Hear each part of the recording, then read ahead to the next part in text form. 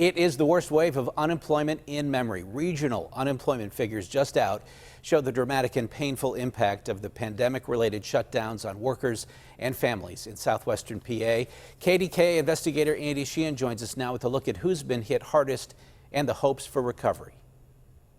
Ken, over the past 2.5 months, we've told their stories. Restaurant workers, store clerks, and others suddenly out of work due to this pandemic.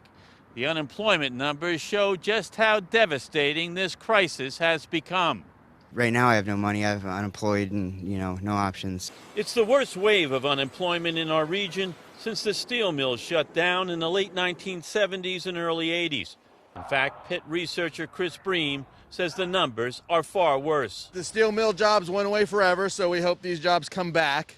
So but in terms of how fast the job loss came, it's certainly much worse. We're talking, almost 3 times as many jobs as we lost in 1983. You can see by this graphic, after 20 years of relative prosperity, unemployment suddenly dropped off the table in April as the region shed a staggering 204,000 jobs, representing a decline of 17%.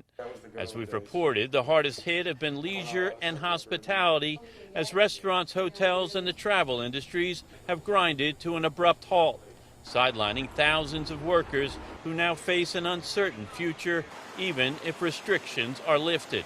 I don't think the state lifting any shutdown mandate is going to bring back the hotel jobs or the airport jobs very quickly.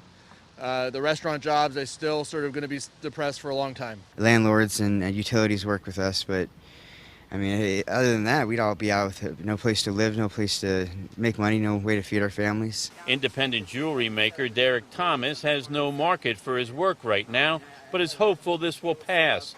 And we come through this with a renewed sense of community and support for our now shuttered local businesses.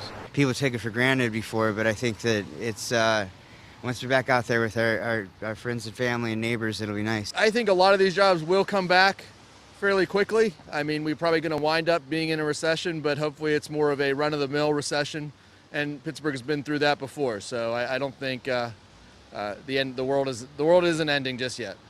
But there will be shifts in the economy, and while some workers will be coming back, others will not, meaning for some of us, hard times will continue for the foreseeable future. Reporting on the North Shore, Andy Sheehan, KDKA News.